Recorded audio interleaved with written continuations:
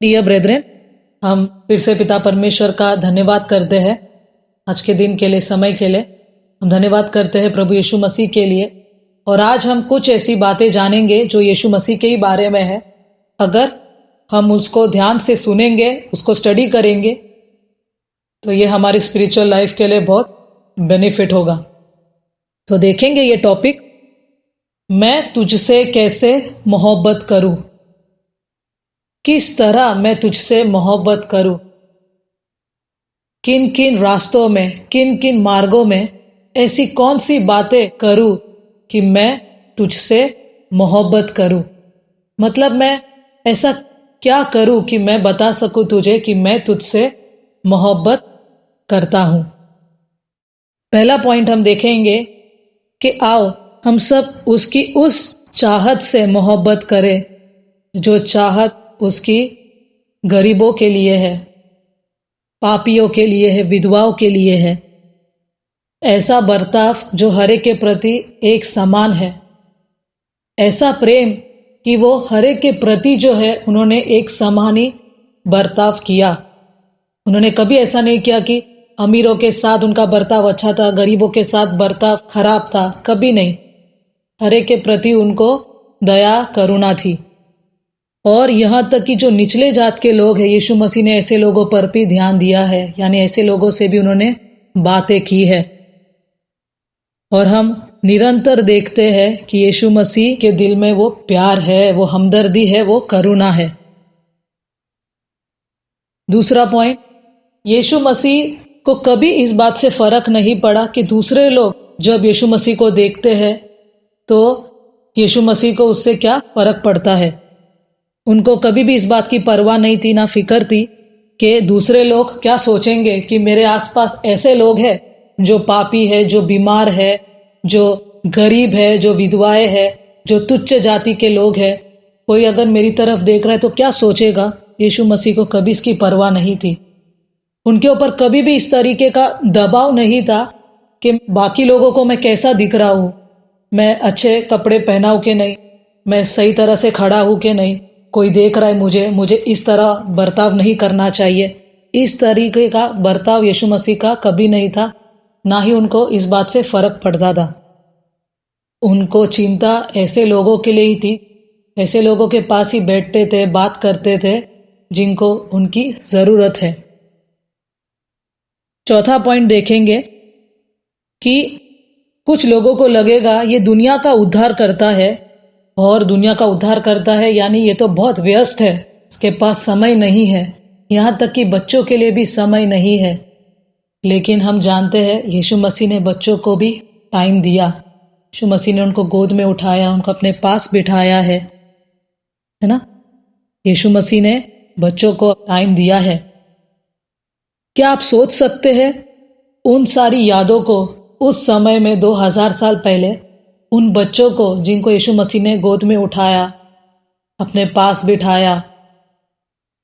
ऐसे बच्चे जो बड़े हो गए, बाद में उनको वो बातें याद थी, वो मेमोरीज उनकी होगी कि दुनिया का उद्धार करता, दुनिया को बचाने वाला परमेश्वर का एक लौता पुत्र, उसने हमको अपने पास बिठाया था, गोद में उठाया था। क्या सौभाग्य होगा ऐसे बच्चों का, क्या प्रिविलेज होगा उनके लिए। कितनी ये बड़ी बात है उनके लिए कि दुनिया का उद्धारकर्ता ने मुझे उठाया। मतलब वो माहौल था, वो समय था, वो जगह थी, ये सब उनको याद था। तो ये सब जो है उन बच्चों के लिए तो कीमती लम्हे हैं, वो ऐसे कीमती क्षण है जो कोई भूल नहीं सकता, भले वो सेकंड्स के ही क्यों ना हो पृथ्वी पर। लेकिन यीशु मसीह ने बच्चों के साथ भी समय बिताया। पांचवा पॉइंट देखेंगे, यीशु मसीह के जो चेले हैं उनके प्रति यीशु मसीह के दिल में जो भक्ति थी, जो मोहब्बत है, जो सिखाने का उनको वो एटीट्यूड था। यीशु मसीह उनके साथ 3.5 साल रहे, उन्होंने उनको क्या कुछ नहीं सिखाया। एक खास एग्जाम्पल, एक उदाहरण हम देखेंगे जब हम देखते हैं यीशु मसीह अपनी आखिरी सांस में है, कलवरी क्रॉस पर है, और इतना उनको शारीरिक और मानसिक वो पीड़ा है, वो दर्द महसूस हो रहा है, उनको वो तकलीफ महसूस हो रही है। ऐसी घड़ी में भी कोई दूसरे के बारे में सोच सकता है, वो यीशु मसीह ही है जो सोच सकते हैं। इतना उनको वो दर्द महसूस हो रहा है, लेकिन ऐसी घड़ी में भी वो अपनी माँ के बारे में सोच रहे हैं। और तभी वो अपने चेले जॉन को बोलते हैं कि मैरी का ख्याल रखना, उसकी देखभाल करना। मतलब ये किस लेवल का ये प्यार है, ऐसा निस्वार्थ प्यार, ऐसा निस्वार्थ व्यक्ति यीशु मसीह क्या एग्जाम्पल हमको देकर जा रहा है कि ऐसी घड़ी में भी इंसान अपनी तकलीफ पर ध्यान देगा या दूसरों पर ध्यान देगा, लेकिन यीशु मसीह ने अपनी माँ पर ध्यान दिया और जॉन को बोला उसका ख्याल रखना, जबकि उनके दोनों हाथों में पैर में खिले हैं। और कितना उनको वो तकलीफ है उस घड़ी में, ऐसी घड़ी में भी वो जब अपनी माँ के बारे में सोच रहे हैं। ये ऐसा व्यक्ति जो इतने दर्द में भी होकर अपने माँ के बारे में सोच रहे, ये बहुत इंपॉर्टेंट बात है हम सब के लिए। तो क्या आपको नहीं लगता कि जॉन और मैरी जब वहां पर प्रेजेंट थे तो उनके लिए वो क्या लम्हे रहे होंगे, कितना आशीष और अनुग्रह मिला होगा उनको वो सारे लफ्जों से जो यीशु मसीह की उस दुख भरी घड़ी में उनके मुंह से निकले।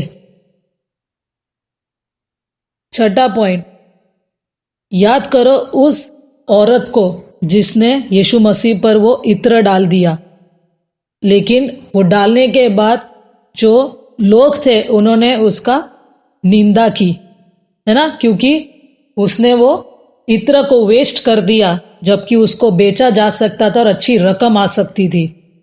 लेकिन कैसे देखो यीशु मसीह ने उसकी रक्षा की, क्योंकि यीशु मसीह जानते थे कि उस औरत ने जो वो इत्र डाल दिया उसकी वजह क्या थी। ये एक ऐसा बहुमूल्य गुण है यीशु मसीह का कि वो हर एक में हमेशा अच्छा ही देखते थे, भलाई देखते थे। देखिए यीशु मसीह हमको बता रहा है कि कैसे हमको हर एक में अच्छे गुणों को देखना चाहिए, क्योंकि हम हमेशा देखते हैं कि हम एक दूसरे का जो जज करते हैं, उनका न्याय करते हैं, उनको एग्जामिन करते हैं उनका बाहरी रूप देखकर, लेकिन हम ये अच्छी तरह जानते हैं यीशु मसीह हमेशा दिल की तरफ देखते थे और यही हमको उनसे सीखना है। वो हर तरीके की भलाई और अच्छाई की सराहना करते थे। सातवां पॉइंट, उनकी ये योग्यता कि वो हमेशा दूसरों की सेवा करने के लिए तैयार रहते थे। ये उनकी खासियत, उनकी विशेष बातों में से एक बात कि हमेशा वो उनके साथ जाने के लिए, उनसे बातें करने के लिए, उनकी सेवा करने के लिए रेडी रहते थे। हम सबको ये याद होगा कि यीशु मसीह पूरे दिन में लोगों से बात करते थे, उनको चंगाई देते थे, जो चमत्कार करते थे। ये सब के बाद पूरे दिन में वो थक जाते थे और उनको भी आराम की जरूरत थी, लेकिन लोग बाद में भी उनके पीछे आते थे।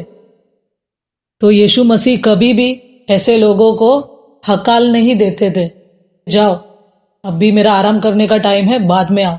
नहीं, वो रेडी रहते थे हमेशा ऐसे लोगों से बात करने के लिए, उनकी सेवा करने के लिए, चाहे वो कुछ भी हो। वो हमेशा उनको आशीष देने में, उनको सिखाने के लिए तैयार रहते थे, चाहे कितनी भी उनको कीमत चुकानी हो, उससे फर्क नहीं पड़ता। तो ये हमारे मास्टर है प्रभु यीशु मसीह, जो हमको कितना कुछ सिखा रहे हैं अपनी सारी ये बातों से। दूसरा और एक इंसिडेंट देखेंगे, जब उन्होंने उस सामरी औरत से बात की उस कुएं के पास, और जैसे यीशु मसीह ने उससे बात की, वो औरत ने भी अपने जीवन के बारे में यीशु मसीह को सब कुछ बताया, उसके पति के बारे में, उसके जरूरत के बारे में। यीशु मसीह ने देखा कि इस औरत का जो दिल है वो सचमुच में एक ईमानदार दिल है, एक ऑनेस्ट हार्ट है, उसको वो भूख है, एक ऐसा दिल है।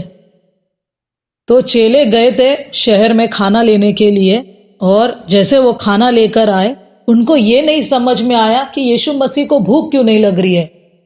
उनको ऐसा लगा कि जब हम गए यीशु मसीह ने खा तो नहीं लिया, लेकिन ऐसा नहीं था। जब यीशु मसीह औरत से बात कर रहे थे तो स्पिरिचुअल मामलों में देखा जाए तो यीशु मसीह ने खाना खा लिया था। क्यों? क्योंकि यीशु मसीह का आना यही था कि वो पिता की इच्छा को पूरी करे, जिस काम के लिए पिता ने उन्हें भेजा है उसको वो पूरा करे। तो यीशु मसीह को इसीलिए भूख नहीं लगी क्योंकि स्पिरिचुअल सेंस में वो तृप्त हो चुके थे, और इसके लिए हम यही समझते हैं कि शारीरिक चीजों के ऊपर ही यीशु मसीह हमेशा आगे बढ़ते गए हैं। आइए हम पढ़ेंगे यशाया 53 का 3 से 9। वह तुच्छ जाना जाता और मनुष्य का त्यागा हुआ था। वह दुखी पुरुष था, रोग से उसकी जान पहचान थी और लोग उससे मुख फेर लेते थे। वह तुच्छ जाना गया और हमने उसका मूल्य न जाना। निश्चय उसने हमारे रोगों को सह लिया और हमारे ही दुखों को उठा लिया। तो भी हमने उसे परमेश्वर का मारा कूटा और दुर्दशा में पड़ा हुआ समझा। परंतु वह हमारे ही अपराधों के कारण घायल किया गया, वह हमारे अधर्म के कामों के कारण कुचला गया। हमारी ही शांति के लिए उस पर ताड़ना पड़ी कि उसके कोड़े खाने से हम लोग चंगे हो जाए। हम तो सबके सब भेड़ों के समान भटक गए थे, हम में से हर एक ने अपना अपना मार्ग लिया और यहोवा ने हम सभी के अधर्म का बोझ उसी पर लाद दिया। वह सताया गया तो भी वह सहता रहा और अपना मुंह न खोला। जिस प्रकार भेड़ वध होने के समय और भेड़ी उन कतरने के समय चुपचाप शांत रहती है, वैसे ही उसने भी अपना मुंह न खोला। अत्याचार करके और दोष लगाकर वे उसे ले गए। उस समय के लोगों में से किसने इस पर ध्यान दिया कि वह जीवितों के बीच में से उठा लिया गया? मेरे ही लोगों के अपराधों के कारण उस पर मार पड़ी। उसकी कब्र भी दुष्टों के संग ठहराई गई और मृत्यु के समय वह धनवान का संगी हुआ। यद्यपि उसने किसी प्रकार का उपद्रव न किया था और उसके मुंह से कभी छल की बात नहीं निकली थी। ये हमारे प्रभु यीशु मसीह के ही बारे में है। इस तरह उन्होंने अन्याय को सहा और किस तरह हमारे लिए आज वो एग्जाम्पल है कि अगर हम यीशु मसीह को ही देखेंगे तो हम कभी भी पीछे नहीं गिरेंगे, ना हट सकते हैं अपने इस वॉक से। और हम वचन पढ़ेंगे फिलिपियंस उसका 2 चैप्टर 7 से 11 वचन। वरन अपने आप को ऐसा शून्य कर दिया और दास का स्वरूप धारण किया और मनुष्य की समानता में हो गया और मनुष्य के रूप में प्रकट होकर अपने आप को दीन किया और यहाँ तक आज्ञाकारी रहा कि मृत्यु, हाँ क्रूस की मृत्यु भी सह ली। इस कारण परमेश्वर ने उसको अति महान भी किया और उसको वह नाम दिया जो सब नामों में श्रेष्ठ है, कि जो स्वर्ग में है और पृथ्वी पर और जो पृथ्वी के नीचे है, वे सब यीशु के नाम पर घुटना टेके और परमेश्वर पिता की महिमा के लिए हर एक जीव अंगीकार कर ले कि यीशु मसीह ही प्रभु है। तो ये सब बातें हैं जिस पे अगर हम ध्यान करेंगे तो ये सब बातें हमें अपने कॉलिंग इलेक्शन को श्योर करने में सहायता करेगी। तो हम धन्यवाद करते हैं पिता परमेश्वर का कि आज प्रभु के द्वारा जो वो बातें हमें सिखा रहा है और आगे भी जो वो हमें सिखाएगा, हम इसी को जीवन में अपने ज़्यादा से ज़्यादा प्रैक्टिस करें, पिता की इच्छा को पूरी करें उसी तरह जिस तरह यीशु मसीह ने किया है। आप सभी मेडिटेशन कीजिए। परमेश्वरी हम सबको इन वचनों के द्वारा आशीष दे। आमीन।